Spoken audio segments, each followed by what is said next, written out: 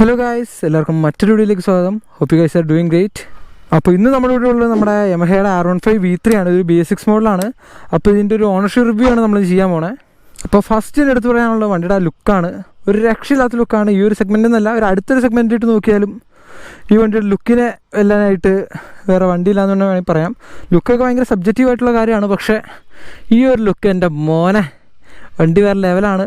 വേറെ എടുത്ത് പറയേണ്ട കാര്യം എന്ന് പറഞ്ഞാൽ വണ്ടിയുടെ അഗ്രഷനാണ്. നമ്മൾ കാണുമ്പോഴാണെങ്കിലും ഇരിക്കുമ്പോഴാണെങ്കിലും ഓടിക്കുമ്പോഴാണെങ്കിലും വണ്ടി തന്നെ ഒരു അഗ്രഷൻ അത് വേറെ ലെവൽ തന്നെയാണ്. വേറൊരു വണ്ടിക്കും തരാൻ പറ്റാത്തൊരു ഫീലാണ് നമ്മുടെ V3 നമുക്ക് കിട്ടണേ. അതൊക്കെ നമ്മൾ ജസ്റ്റ് ഫീൽ ചെയ്ത് തന്നെ അറിയണം. ഇങ്ങനെ എത്ര പറഞ്ഞാലും അതൊന്നും മനസ്സിലാവില്ല.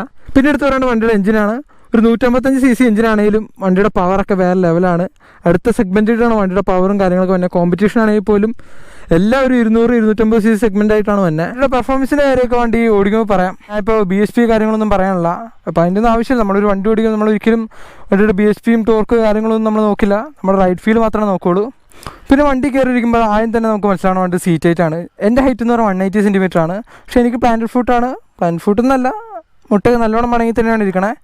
അപ്പോൾ യാതൊരു രീതിയിലുള്ള പ്രശ്നം ഹൈറ്റിൻ്റെ കാര്യത്തിൽ ആർക്കും വരില്ല എന്ന് പ്രതീക്ഷിക്കാം. പിന്നെ എടുത്ത് പറയേണ്ടത് നമ്മുടെ ടാങ്കാണ്. അത്യാവശ്യം വലിയൊരു ടാങ്കായിട്ട് തന്നെ നമുക്ക് തോന്നുമെങ്കിലും 12 ലിറ്ററാണ് കപ്പാസിറ്റി. പിന്നെ റൈഡിങ് പൊസിഷൻ കാണിച്ചു തരാം. ഞാൻ എൻ്റെ ഡൊമിനാറിൽ ഇങ്ങനെയാണ് ഇരിക്കണത്. അപ്പോൾ ഇതിൻ്റെ പൊസിഷൻ എന്ന് പറഞ്ഞാൽ ഇത്രയും ലീൻ ചെയ്തിരിക്കണം. RC ആകുമ്പോഴത്തേക്കും കുറച്ചും കൂടി ലീൻ ചെയ്ത് വരും. അപ്പോൾ ഈ ലീൻ ചെയ്തിരിക്കണതുകൊണ്ട് പ്രശ്നമുണ്ടോ എന്ന് ചോദിച്ചാൽ വലിയ തരത്തിലുള്ള പ്രശ്നമൊന്നുമില്ല. അതിൻ്റെ കാര്യം ഞാൻ പിന്നീട് പറയാം. ഒരാളെ പരിചയപ്പെടുത്തി തരാം, വണ്ടിയുടെ ഓണറെ. എൻ്റെ ഫ്രണ്ടാണ്, എൻ്റെ കസിനാണ്. അപ്പോൾ അദ്ദേഹത്തെ ഞാൻ പരിചയപ്പെടുത്തി തരാം. റൈഡിങ് പൊസിഷൻ നല്ലോണം അഗ്രസീവായിട്ടാണ് ഇരിക്കണേ. പിന്നെ മീറ്ററിലേക്ക് നോക്കുവാണെങ്കിൽ ഒരു ഫുള്ളി ഡിജിറ്റൽ ഇൻസ്ട്രുമെൻറ്റ് കൺസോളാണ് വന്നിരിക്കണേ. ഇവിടെ ഫ്യൂൽ മീറ്റർ കാണിക്കും, ഇവിടെ സ്പീഡ് കാണിക്കും, ഇവിടെ ഓടോ കാണിക്കും. ഇതാണ് നമ്മുടെ RPM മീറ്ററായിട്ട് തന്നെ. ഇവിടെ ഗിയർ പൊസിഷൻ കാണിക്കും. പിന്നെ ട്രിപ്പ് 1, ട്രിപ്പ് 2 അതിലുള്ള ബേസിക് കാര്യങ്ങളൊക്കെയാണ് മീറ്ററിലുള്ള. വണ്ടി നമ്മൾ ഓടിക്കുമ്പോൾ നമ്മൾ എടുത്തു പറയേണ്ട വണ്ടി എഞ്ചിനെ പറ്റിയാണ്. ഇത് 155cc എഞ്ചിനാണെങ്കിലും ഇതിൻ്റെ പവർ എന്നൊക്കെ പറഞ്ഞാൽ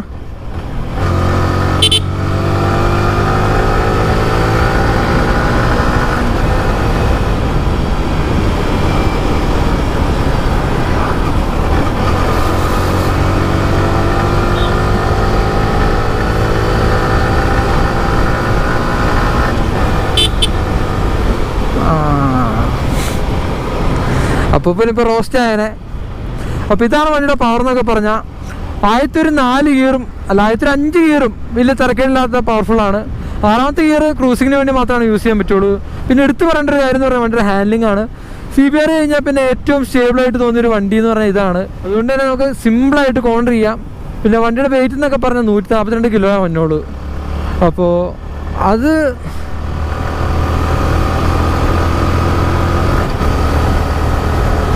അപ്പോൾ വെയിറ്റ് ആർക്കും ഒരു രീതിയിലും ഇഷ്യൂ ആവും തോന്നാനില്ല. പിന്നെ വണ്ടി BS6 ആയതുകൊണ്ട് തന്നെ വണ്ടിക്ക് ഇപ്പോൾ ഡ്യൂവൽ ഹോണാണ് തന്നെ. അത്യാവശ്യം ചെവി പൊട്ടിക്കുന്ന ഹോണാണ്. പുറത്തേക്ക് അധികം കിട്ടിയില്ലെങ്കിലും റൈഡർക്ക് നല്ല രീതിയിൽ തന്നെ വണ്ടിയുടെ ഹോണിൻ്റെ ഇൻറ്റൻസിറ്റി കിട്ടും. പിന്നെ നമുക്ക് സൈഡ് സ്റ്റാൻഡ് കട്ട് ഓഫ് വരുന്നുണ്ട്. നല്ലൊരു ഫീച്ചറായിട്ടാണ് എനിക്ക് തോന്നിയത്. അപ്പോൾ സ്റ്റാൻഡ് തട്ടാൻ മറക്കണ ഒരു ഇഷ്യൂ ഇനി തൊട്ട് V3 ഉണ്ടാവില്ല. വേറെ മാറ്റം എന്ന് പറഞ്ഞാൽ വണ്ടിക്ക് റേഡിയൽ ടയർസ് വരുന്നുണ്ട്. പക്ഷേ നമുക്ക് ബാക്ക് ടയർ മാത്രമാണ് റേഡിയൽ വന്നോളൂ. ഫ്രണ്ടിലത്തെ ടയർ നൈലോൺ ഗ്രിപ്പിൻ്റെ തന്നെയാണ് വന്നേക്കണേ. അപ്പോൾ അതും കൂടെ റേഡിയലൊക്കെ എങ്കിൽ കുറച്ചും കൂടി നന്നായേനെ. പിന്നെ വണ്ടിയുടെ പവറിനെ പറ്റി ഞാൻ പറയേണ്ട ആവശ്യമില്ല. ഇപ്പോൾ എല്ലാവർക്കും അറിയാം, ഒരു രക്ഷയില്ലാത്ത പവറാണ് വണ്ടിക്ക്. ഒരു 200cc വണ്ടിയായിട്ട് കമ്പയർ ചെയ്താൽ പോലും നമ്മുടെ NS-നൊന്നും ഇതിന് ടോപ്പ് എൻഡിൽ പിടിക്കാൻ പറ്റില്ല എന്നൊക്കെ പറയുന്നവരുണ്ട്. ഇപ്പോൾ നിങ്ങൾക്ക് എന്താ തോന്നുന്നതെന്ന് വെച്ചാൽ ജസ്റ്റ് ഒന്ന് കമൻറ്റ് ബോക്സിൽ ഇടുക. വണ്ടി നല്ല രീതിയിൽ തന്നെ പവർ ഉണ്ടെങ്കിലും ആ പവറിനൊക്കെ പിടിച്ചെടുത്താൻ പറ്റിയ ബ്രേക്കാണ് വണ്ടിക്ക് കൊടുത്തേക്കണേ.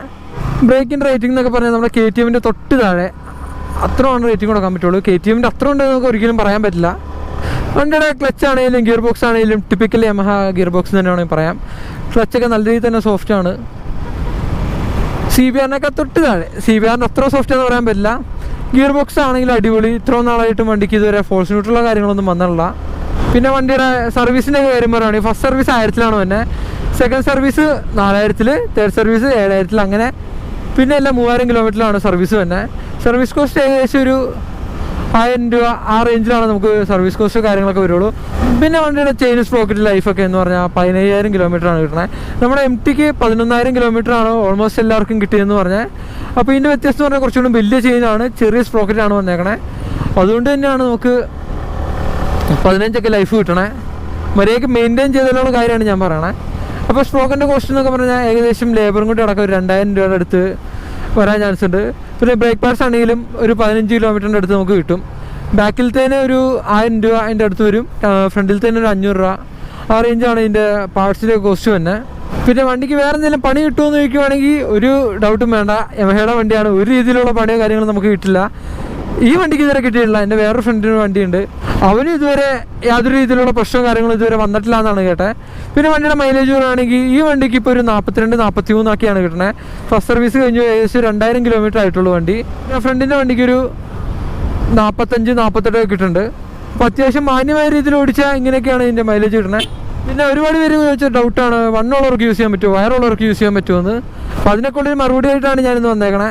ഈ വണ്ടിയുടെ പോകണമെന്ന് പറഞ്ഞാൽ ഞാൻ പറഞ്ഞു എൻ്റെ കസിനാന്ന് പറഞ്ഞു, അത്യാവശ്യം സൈസുള്ള ആളാണ്, അത്യാവശ്യം വയറുള്ള ആളാണ്. ഞാൻ കാണിച്ചു തരാം.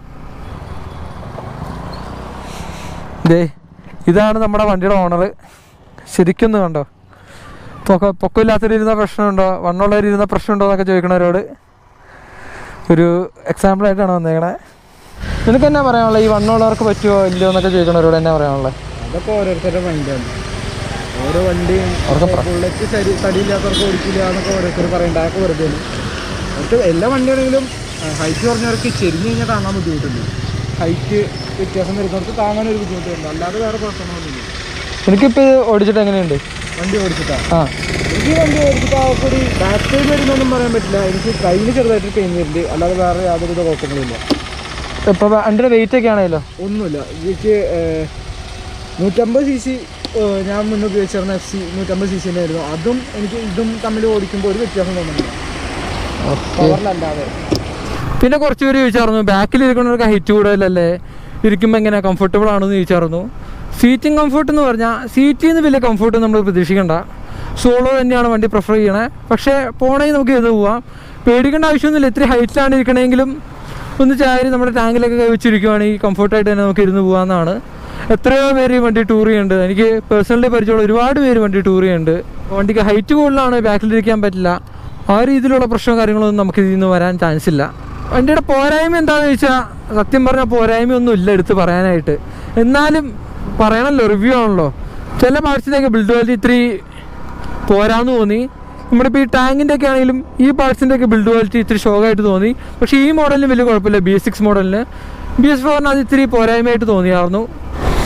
പിന്നെ വേറൊരു പോരായ്മ തോന്നിയത്, ഇത്രയും പെർഫോമൻസ് ഉള്ള വണ്ടിക്ക് കുറച്ചും കൂടി ഒരു നല്ല ടയേഴ്സ് കൊടുക്കാമായിരുന്നു. ഇപ്പോൾ ഇതിനകത്ത് സ്റ്റോക്ക് തന്നെ MRF റെഫ്സ് ആണ്, അതും ബാക്ക് മാത്രമാണ് റേഡിയൽ ടയേഴ്സ് തന്നെയുള്ളൂ. ഫ്രണ്ടിൽ സാധാരണ നൈലോൺ ഗ്രിപ്പിൻ്റെ ടയേഴ്സ് തന്നെയാണ് തന്നെ. അപ്പോൾ കുറച്ചും കൂടി ബെറ്റർ ആയിട്ടുള്ള ടയേഴ്സ് കൊടുക്കണം, വല്ല മിഷറിനോ മെറ്റ്സിലേഴ്സോ അങ്ങനെ എന്തെങ്കിലും ടയേഴ്സ് എന്തെങ്കിലും കൊടുക്കുകയാണെങ്കിൽ കുറച്ചും കൂടി ബെറ്റർ ആയനെ. ഇപ്പോഴാണെങ്കിലും കോൺഫിഡൻസിനൊന്നും ഒരു കുറവില്ല വണ്ടിക്ക്. ഇപ്പോൾ ഞാൻ ഓണറിനെ കാണിച്ചു തന്നല്ലോ വണ്ടിയുടെ, ആളെത്തി ഹൈറ്റ് കുറഞ്ഞിട്ട് അത്യാവശ്യം മണ്ണുള്ള ആളാണ്, അത്യാവശ്യം വയറുള്ള ആളാണ്. എന്നിട്ടുകൂടി യാതൊരു രീതിയിലുള്ള പ്രശ്നം വന്നിട്ടില്ല എന്നാണ് അദ്ദേഹം പറഞ്ഞത്.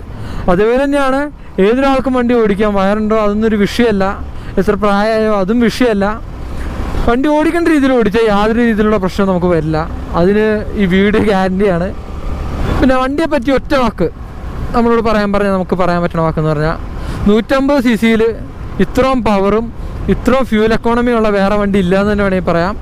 MT ഞാൻ പറയാനുള്ള കാരണം രണ്ട് സെയിം എഞ്ചിനാണ്, MTയും V3യും രണ്ടിനും കൂട്ടിയാണ് ഞാൻ പറയണത്. പിന്നെ സർവീസിങ് ആണെങ്കിലും അത്യാവശ്യം ചീപ്പാണ്, 1000 rupees 1500 വന്നോളൂ.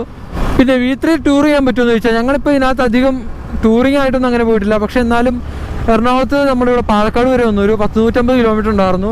എന്നിട്ട് യാതൊരു രീതിയിലുള്ള ബാക്ക് പെയിനോ കാര്യങ്ങളോ ഉണ്ടായില്ല. പക്ഷേ ഒരു 100 കിലോമീറ്റർ കഴിഞ്ഞപ്പോഴത്തേക്കും, 100 അല്ല, ഒരു 70-80 കിലോമീറ്റർ കഴിഞ്ഞപ്പോഴത്തേക്കും പില്ലാണ് ഇത്ര അസ്വസ്ഥത തോന്നിയായിരുന്നു. അപ്പോൾ ബ്രേക്ക് എടുത്ത് പോവുകയാണെങ്കിൽ യാതൊരു രീതിയിലുള്ള പ്രശ്നമോ കാര്യങ്ങളോ നമുക്ക് വരില്ല. നമുക്ക് എത്ര വേണമെങ്കിലും ടൂർ പോവാം. ഞാനൊക്കെ ടൂർ പോകുമ്പോൾ ഞാൻ മെയിനായിട്ട് നോക്കണം വണ്ടിയുടെ മൈലേജ്, നമുക്ക് എത്ര മൈലേജ് കിട്ടും, നമുക്ക് എന്തൊരു നേരം ബോറില്ലാണ്ട് കൊണ്ട് ഓടിക്കാൻ പറ്റും, ആ കാര്യങ്ങളൊക്കെയാണ് നമ്മൾ നോക്കണേ. അപ്പോൾ ഈ വണ്ടി എന്ന് പറഞ്ഞാൽ ഒരു ഫൺ ടു റൈഡ് ബൈക്കാണ്. ഭയങ്കര എൻഗേജിങ് ആണ് വണ്ടി, നമുക്ക് ഒരു രീതിയിലുള്ള ബോറിങ്ങോ കാര്യങ്ങളോ നമുക്ക് തോന്നില്ല.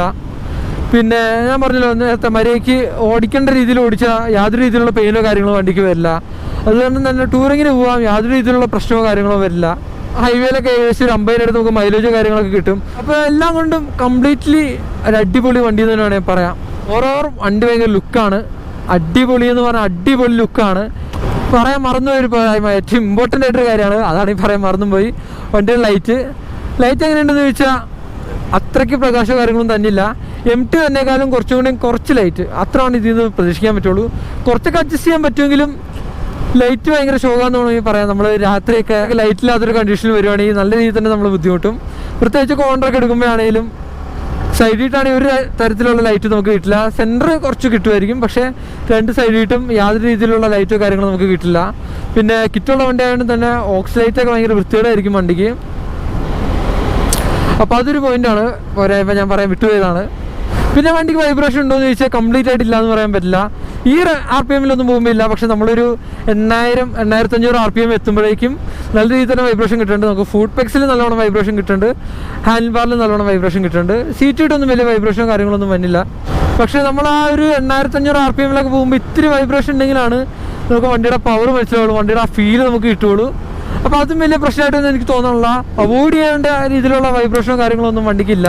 അപ്പോൾ എനിക്ക് വണ്ടി ഓടിച്ചിട്ട് എനിക്ക് തോന്നിയ കാര്യങ്ങളൊക്കെയാണ് ഞാൻ പറഞ്ഞേക്കണേ. ഇപ്പോൾ എന്തെങ്കിലും വിട്ടുപോയിട്ടുണ്ടെങ്കിൽ ജസ്റ്റ് കമൻറ്റ് ബോക്സിൽ പറയുക.